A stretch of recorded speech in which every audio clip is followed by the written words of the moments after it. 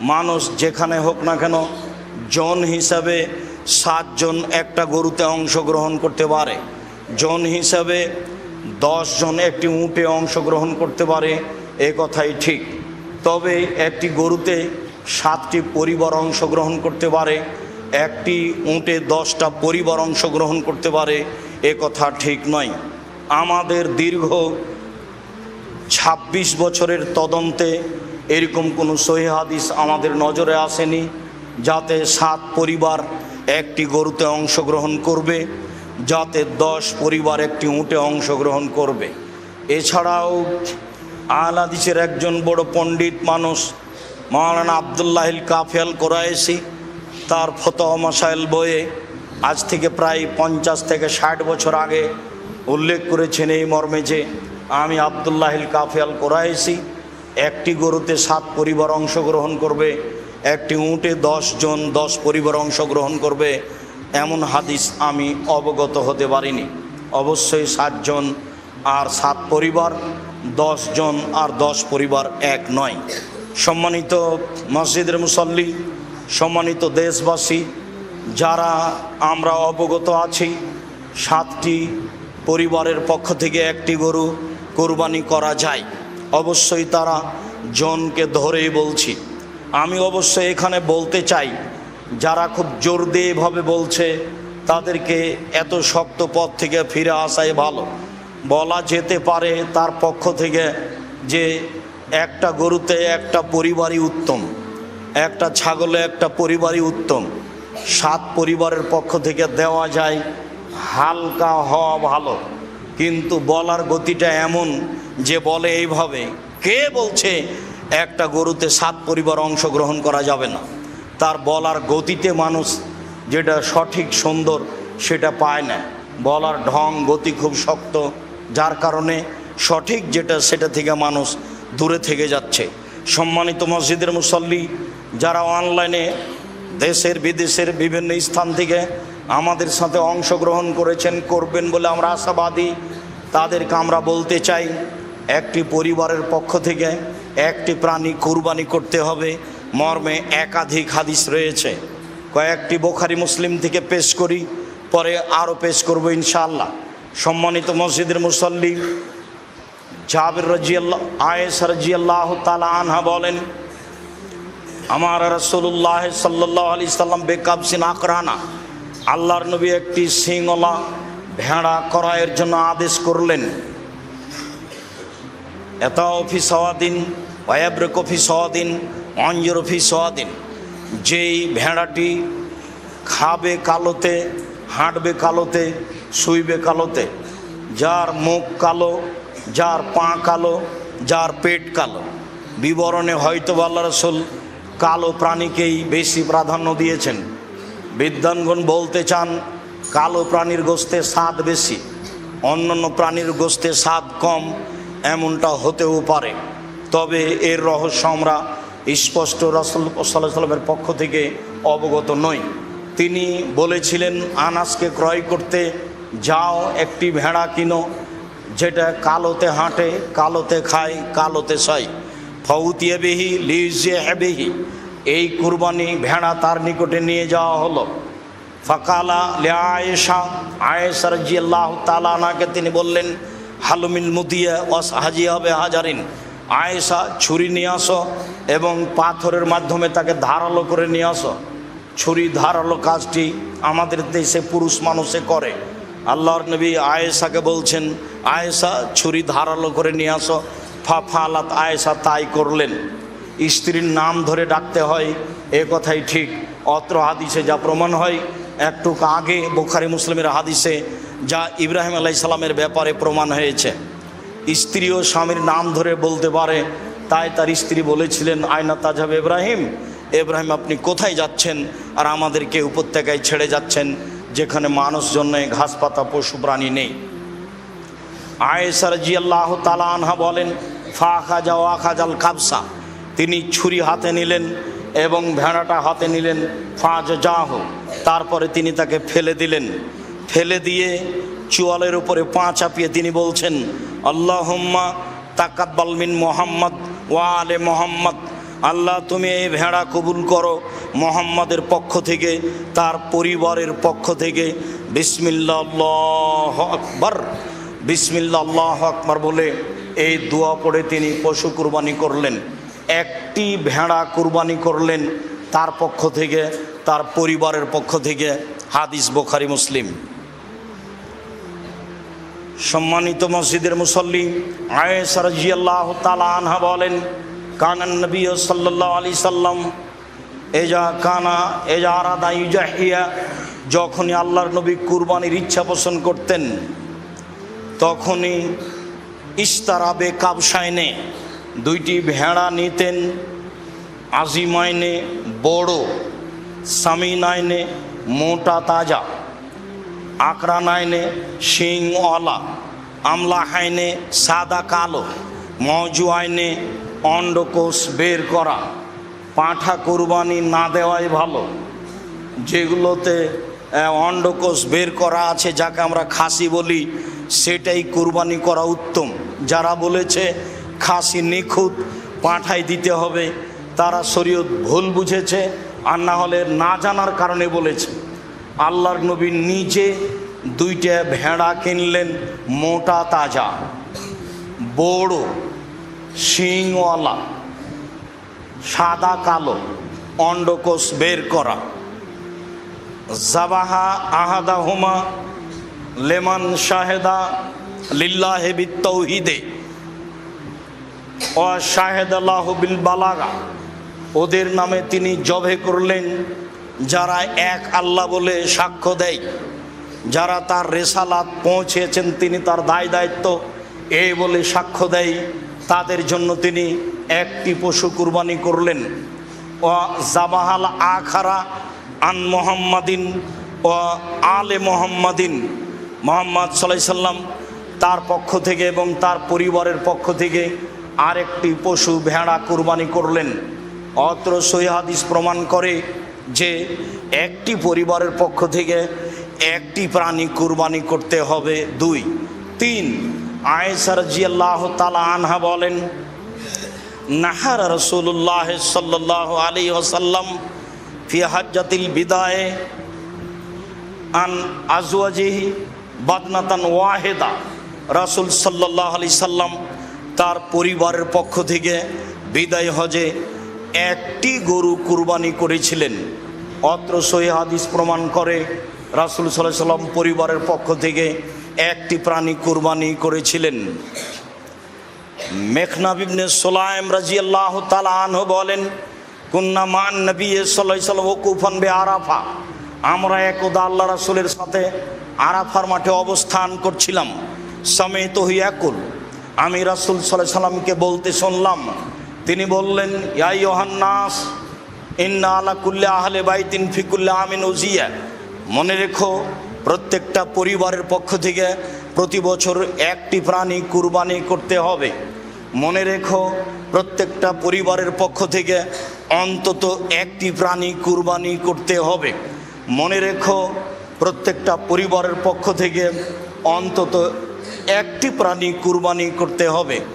রাসূল সাল্লাল্লাহু আলাইহি সাল্লাম যদিও বিদায় হজে 100টি কুরবানি করেছিলেন, মানুষ একাধিক কুরবানি করুক, যেহেতু নেকির কাজ, কুরবানি একাধিক করুক, 2, 4টা 10টা 5টা 50টা করুক, নিজের নামে করুক আর নেকির জন্য করুক, ছেলেমেয়ের নামে করুক, সেটা ভিন্ন কথা। মরা মানুষের নামে কুরবানি চলে না, জীবিত মানুষের নামে কুরবানি চলে। যারা বলেছেন মরা মানুষের নামে কুরবানি করলে সেই গোশত ফকির মিসকিনকে নিয়ে দিয়ে দিতে হবে, এটা মন্তব্য মাত্র। কুরবানির পশু মরা মানুষের পক্ষ থেকে জবে করতে হবে মর্মে যে হাদিস এসেছে, সে হাদিস অগ্রহণীয়। কাজে যারা মারা গেছে তাদের নামে রয়েছে দান, তাদের নামে রয়েছে মুখের দোয়া, তাদের নামে কুরবানি নয়। তাদের নামে হজ করতে পারে, যা স্পষ্ট শরীয়ত দ্বারা প্রমাণিত হয়। রাসূল সাল্লাল্লাহু আলাইহি সাল্লাম একাধিক কুরবানি করেছেন মর্মে মানুষ একাধিক কুরবানি করতে পারে, তবে পরিবারের পক্ষ থেকে অন্তত একটি পশু কুরবানি করতে হবে, যা অত্র সহিহ হাদিসে প্রমাণিত হয়। আতা ইবনে ইয়াসার রাদিয়াল্লাহু তাআলা আনহু বলেন, সালতা আবু আইয়ুব আল আনসারী, আমি আইয়ুব আনসারীকে জিজ্ঞাসা করলাম, কাইফা বিকুম আল আযাহে ফিকুম আলা আহাদি রাসূলিল্লাহ সাল্লাল্লাহু আলাইহি সাল্লাম, আপনাদের রাসূলের যুগে কুরবানি কেমন ছিল? আপনাদের মাঝে রাসূলের যুগে কুরবানি কেমন ছিল? তখন আবু আইয়ুব আনসারী রাদিয়াল্লাহু তাআলা আনহু বলেন, কানা রাজুল ইজাহি বিসাব আনওয়ান আহলে বাইতেহি, রাসূলের যুগে আমরা ব্যক্তিরা তার পক্ষ থেকে, তার পরিবারের পক্ষ থেকে একটি ছাগল কুরবানি করতেন। এক হলো নয়ত এমনা, তারা নিজেরা খেতেন এবং খাওয়াতেন। একাধিক সহিহ হাদিস দ্বারা প্রমাণিত হয় যে মানুষকে তার পক্ষ থেকে এবং তার পরিবারের পক্ষ থেকে অন্তত একটি প্রাণী কুরবানি করতে হবে। রমজান আসলেই 12-11 মাস 12 মাস সব 3-4 ভাই পৃথক পৃথক খায়। আবার যখন কুরবানি এসেছে তখন সব টাকা এক জায়গাতে জমা করে একটা গরু কুরবানি দিয়েছে। এভাবে মজাক করলে হবে? যার ভাত অন্ন সেটাই পরিবার। ভাইয়েরা তো সারা বছরই ভিন্ন ভিন্ন খায়, ভিন্ন ভিন্ন উপার্জন করে। হ্যাঁ, একটা কাজ করতে পারে, সবার নামে করলে একটা করে প্রাণী ছাগল, আর সব টাকা জমা করে বাপের নামে করলো একটা গরু, দিয়ে সবাই গোস্ত ভাগ করে নিল, তা করা যায়। কিন্তু টাকা জমা করে একটা গরু সবাই মিলে দিবে, এই পদ্ধতি রাসূল সাল্লাল্লাহু আলাইহি সাল্লামের নয়। 3-4 ভাই মিলে নিবে 3-4 ভাগ, আর গ্রামের 2 জন নিবে 3 ভাগ দিয়ে 7টা করবে, এই পদ্ধতি রাসূল সাল্লাল্লাহু আলাইহি সাল্লামের পক্ষ থেকে প্রমাণিত নয়। তবে অনেকে বলতে চেয়েছে যে 7 জনে যদি চলে তাহলে 3 জনও চলে, বারদার যে আরও ভালো চলে, 5 জনও চলে, আরও ভালো চলে। আমি দীর্ঘ এই 26 বছরের তদন্তে এইভাবে কুরবানি করা যাবে তা অবগত হতে পারেন। আর আমি আব্দুর রাজ্জাক বিন ইউসুফ শরীয়ত থেকে সামান্যতম সরে আসতে চাই না। আবারও বলছি, ভাগে জন হিসাবে 7 জনই চলে, ভাগে পরিবার হিসাবে চলে না। শরীয়তকে মেনে এত বড় দামি ইবাদত করার চেষ্টা করেন, বা নেকি বেশি হবে। টাকা বেশি আছে, রাজস্থান থেকে উট কিনে নিয়ে এসে কুরবানি করেন। টাকা কম আছে, ষাঁড় কুরবানি কিনে কুরবানি দেন। টাকা কম আছে, খাসি কিনে কুরবানি দেন। টাকা কম আছে, ছাগি কিনে কুরবানি দেন। টাকা কম আছে, ভেড়া কিনে কুরবানি দেন। একটা গরুর ভাগে যত টাকা লাগে ওই টাকা দিয়ে অন্তত বর্তমান বাজারে 3টা ভেড়া কিনে পাওয়া যায়। গোস্ত খাওয়ার উদ্দেশ্যে কুরবানি করলে তো তাহলে এটা কবুল হবে না, উদ্দেশ্যই তো উল্টা হয়ে আছে। লা ইয়ানালাল্লাহু লুহুমুহা ওয়ালা দিমাউহা ওয়ালাকিন ইয়ানালুহু তাকওয়া মিনকুম, আল্লাহর নিকটে তোমাদের কুরবানির গোস্ত, কুরবানির রক্ত পৌঁছে না, পৌঁছে তোমাদের অন্তর। যার নিয়ত পরিষ্কার, টাকা বৈধ, তারই কুরবানি কবুল হয়, এছাড়া কুরবানি কবুল হয় না। সম্মানিত মসজিদের মুসল্লি, আরও শেষের অংশে এসে একটি কথা বলতে চাই যে কুরবানির গোস্ত আমরা সাধারণত 3 ভাগে ভাগ করে থাকি। বিশেষভাবে চাঁপাইনবাবগঞ্জ, রাজশাহী এবং ইন্ডিয়ার আরও কিছু কিছু জেলায় 3 ভাগে ভাগ করা হয়। 1-2 ভাগ নিয়ে আসা হয়, 1 ভাগ বিকালে মাথা পিছু ভাগ করে নেওয়া হয় গ্রামবাসী মিলে। আসলে এই পদ্ধতি হারাম না হলেও তা পছন্দনীয় নয়।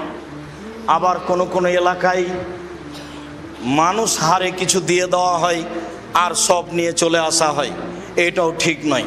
হ্যাঁ, 3টার পদ্ধতির মর্মে কোনো হাদিস সহি নেই।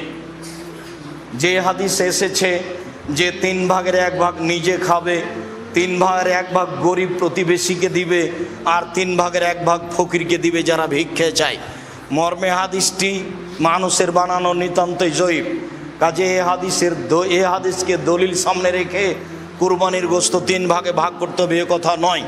3 ভাগ করলে নাজায়েজ হারাম হবে এ কথা নয়। তবে আমরা পছন্দ মনে করি 3 ভাগের 1 ভাগ যে দিয়ে এসেছেন, 10-এর মধ্যে এটা দিয়ে এসেছেন, যাক ওটা ভাগ করে নে করা। যারা কুরবানি দেয়নি, আমার এক চাচা বলছেন, আব্দুর রাজ্জাক তাহলে তো ওদেরই গোস্ত বেশি হয়ে যাবে। তো তাতে কি আছে, ওদের গোস্ত যদি বেশি হয় হোক, কিন্তু 3 ভাগের 1 ভাগ দিয়ে এসেছেন আর নিতে যাবেন কেন? আবার যারা বলছে নিতে গেলে ওটা বমি করার মতো হয়ে গেল, দান করেছে আবার ফিরিয়ে নিল। কুরবানির গোস্ত অত ছোট জিনিস নয়, খুব দামি গোস্ত, খুব সম্মানী। দিয়ে এসেছে আবার নিতে গেলে সেটা ওই বমন হয়ে গেল, এই কথা বলা যাবে না। কুরবানির গোস্তের উপর এরকম কোনো মন্তব্য করা ঠিক নয়। কুরবানি যেমন খুব দামি পশু, কুরবানির গোশত তেমন দামি জিনিস। একে ফকির মিসকিনকে দিতে শিখতে হবে। রাসূল সাল্লাল্লাহু আলাইহি সাল্লাম 3 দিনের বেশি খেতে নিষেধ করেছিলেন। পরবর্তীতে যখন সমস্যা দূর হয়ে গেল, সবার যখন টাকা পয়সা অবস্থা ভালো হয়ে গেল, তখন তিনি বললেন, কুলু ওয়াদ্দাখিরু ওয়াতেমু মা বাদালাকুম, এখন তোমরা খাও, বাড়িতে জমা করে রাখো এবং দাও, যা পারো দাও, যা পারো খাও, যা পারো জমা রাখো। দেওয়ার বিষয়টা আপনার উপরে নির্ভর করে। 2 কেজি দিয়ে বাকি রেখে দিলেন, এটা কৃপণতা। কৃপণতা করে আপনি সফল হতে পারবেন না।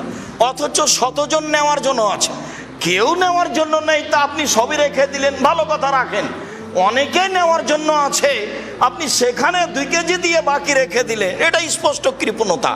এটা মানুষকে বোঝানো সহজ, আল্লাহকে বোঝানো সহজ নয়। কেননা দিতে হবে, এটা আল্লাহর আদেশ।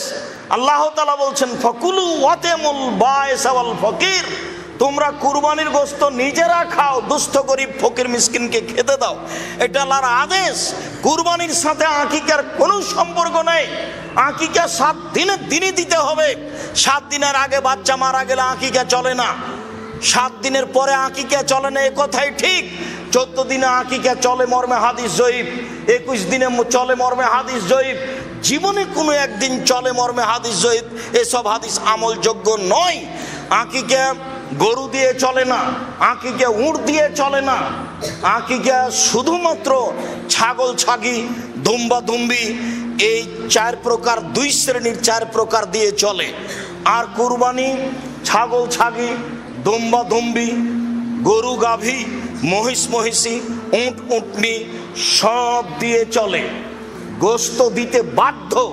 আশেপাশে যদি গরিব মানুষ না থাকে আর যদি না দেয়, তাহলে এ গুনাহগার হবে, এ আল্লাহর আদেশকে মানেনি, এ কৃপণ, সে ক্ষতিগ্রস্ত হবে। আর আকিকার গোশত ব্যক্তিগত গোশত, সে খাবে কি দিবে সেটা তার ব্যাপার। আকিকা করে নেকি হয় না, আকিকা করে বাপের জিম্মেদারি নামে। আর কুরবানি হচ্ছে নেকির কাজ। কুরবানি অনেক বড় নেকির কাজ, যেসব মাধ্যম দিয়ে আল্লাহকে খুব বেশি সন্তুষ্ট করা যায়, তার একটা বড় মাধ্যম হচ্ছে কুরবানি। সম্ভবপর মানুষ কুরবানি করার চেষ্টা করবে আল্লাহকে সন্তুষ্ট করার জন্য, এ কথাই ঠিক। আলোচনার শেষে এসে আরেকটি কথা, উম্মু সালমা রাদিয়াল্লাহু তাআলা আনহা বলেন, রাসূল সাল্লাল্লাহু আলাইহি সাল্লাম বলেছেন, মানরা হেলাল জিল হিজ্জা ওয়ারাদা ইউজাহিয়া ফালা ইয়াখুজ মিন শারিহি ওয়ালা মিন আসফারিহি, কেউ যদি কুরবানির চন্দ্র দেখে তাহলে সে নখ চুল কাটতে পাবে না, এটা আল্লাহ রাসূলের আদেশ। যারা কুরবানি করবে তাদের উপরে এই আদেশ, এ কথাই ঠিক। ছেলে মেয়ে যদি না করে, নাও করতে পারে, তবে ছেলে মেয়ে যারা কুরবানি দিচ্ছে না তারা নখ কাটলে গুনাহগার হবে, এ কথা নয়।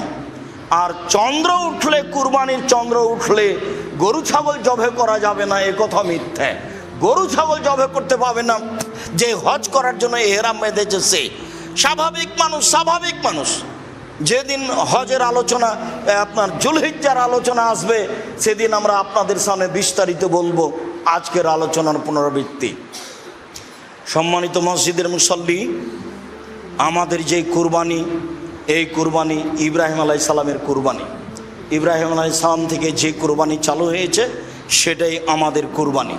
যদিও কুরবানি প্রথা আদম আলাইহিস সালাম থেকেই চালু রয়েছে। আদম আলাইহিস সালামই তার 2 ছেলেকে কুরবানি করার জন্য আদেশ করেছিলেন, যা কোরআন মাজিদ দ্বারা প্রমাণিত হয়। ইতিহাস আমরা সংক্ষিপ্তভাবে উল্লেখ করেছি। এরপরে বলতে চাচ্ছি, সম্মানিত মসজিদের মুসল্লি, দাঁত দেখে, লেজ ভালো দেখে, কান দেখে, চক্ষু দেখে কুরবানি কিনতে হবে, এটা আল্লাহ রাসূলের আদেশ। আল্লাহকে সন্তুষ্ট করার জন্য পশু কিনতে হবে কুরবানির, এ কথাই ঠিক। এরপরে 7 জনে নয়, বরং 7 পরিবারের পক্ষ থেকে একটি পশু কুরবানি করতে হবে, এ কথা নয়, বরং একটি পশু একটি পরিবারের পক্ষ থেকে কুরবানি করতে হবে, এ কথাই ঠিক। অন্তত একটি পরিবারের পক্ষ থেকে একটি পশু কুরবানি করতে হবে, এ কথাই ঠিক। 7 জন আর 7 পরিবার এক নয়, বিষয়টি বিবেচনা করার জন্য বারবার অনুরোধ জানাচ্ছি। একটি পশুতে 7 জন অংশগ্রহণ করতে পারবে না এ কথা আমরা কোনো দিনই বলিনি। একটি গরুতে 7 জন অংশগ্রহণ করতে পারে, একটি উটে 10 জন অংশগ্রহণ করতে পারে, তবে 10 পরিবার অংশগ্রহণ করবে এমন হাদিস আমাদের অবগতিতে আসেনি। যারা খুব জোরালো দাবি জানিয়ে বই পুস্তক লিখেছে তাদের বইগুলি, তাদের কলমগুলি একাধিক দিন আমরা পড়ে দেখেছি, তাতে আমাদের কাছে স্পষ্ট হয়নি, বরং জোর করে চেষ্টা করা হচ্ছে, এটা আমরা বুঝেছি। সরাসরি যেটা প্রমাণ হচ্ছে সেটাই করলে ভালো হবে। একাধিক হাদিস রয়েছে ব্যক্তি ও তার পরিবারের পক্ষ থেকে অন্তত একটি পশু কুরবানি করতে হবে। সম্মানিত মসজিদের মুসল্লি, কুরবানির গোশত 3 ভাগ করতে হবে এ কথা নয়, 3 ভাগ করলে গুনাহ হবে এ কথাও নয়, তবে 3 ভাগ করে 1 ভাগ দিয়ে এসেছে, এটা না নেওয়াই ভালো। যারা কুরবানি করেনি, দিতে পারেনি, দেয়নি, তারাই ভাগ করে নেক এ কথা ঠিক। কুরবানির গোশত আত্মীয় স্বজনকে দিতে হবে না এটা নয়, দিতেই হবে এ কথাও নয়। কুরবানির গোশতে আত্মীয় স্বজন রক্ষা করতে হবে এ কথা নয়। এই যে আম হচ্ছে এখন চাঁপাইনবাবগঞ্জের মানুষ, রাজশাহীর মানুষ আত্মীয় স্বজনের বাড়ি আম পাঠিয়ে আত্মীয়তা রক্ষা করবে। কুরবানির গোশত আত্মীয়র কাছে পাঠাতে হবে জরুরি এমনটা নয়, পাঠানো যাবে না এ কথা নয়, এটা স্বাভাবিক গতিতে রাখতে হবে। মর্মে মসজিদের সকল মুসল্লিকে এবং সাথে সাথে অনলাইনে যারা আমাদের সাথে রয়েছেন তাদেরকে সময়ের গতিতে আমাদের খুতবা যারা দেখবেন, শুনবেন, জানবেন তাদেরকে অনুরোধ জানাচ্ছি, একমাত্র আল্লাহকে সন্তুষ্ট করার আশায় সহিহ হাদিসকে সামনে রেখে কুরবানি করুন। আল্লাহ আপনাদের তৌফিক দান করুক, আল্লাহুম্মা আমিন। আল্লাহ, তুমি আমাদের এই কুরবানি তোমার রাসূলের পদ্ধতিতে করার তৌফিক দান করো। আল্লাহ, তুমি আমাদের জামিয়া সালাফে কবুল করো। জামিয়া সালাফের ব্যাপারে যারা শত্রুতা করে তুমি তাদেরকে দমন করো, তুমি তাদেরকে হেদায়াত দান করো। আমাদের যে সমস্যা রয়েছে সেই সমস্যাগুলি তুমি দূর করে দাও। সকল মুসলিম ভাই বোনের জামিয়া সালাফের প্রতি ভালোবাসা দাও, তারা যেন ভালোবাসার সাথে জামিয়া সালাফের সার্বিক কাজে দানের হাত, সহায়তার হাত প্রশস্ত করতে পারে, এটা তুমি কবুল করো। আমরা খাকসার সাধারণ মানুষ, আমরা তোমার দরবারে জোরালো দাবি জানাচ্ছি, তুমি জামিয়া সালাফের সার্বিক সমস্যা দূর করে যারা জামিয়া সালাফেকে ভালোবাসে, যারা জামিয়া সালাফে কিছু দান খেরাত করে, তুমি তাদের অর্থ সম্পদে বরকত দান করো, তুমি তাদের অর্থ সম্পদের নিরাপত্তা দান করো। যাদের আত্মীয় স্বজন তাদের মারা গেছে, তুমি তাদের কবরের শাস্তি মাফ করো।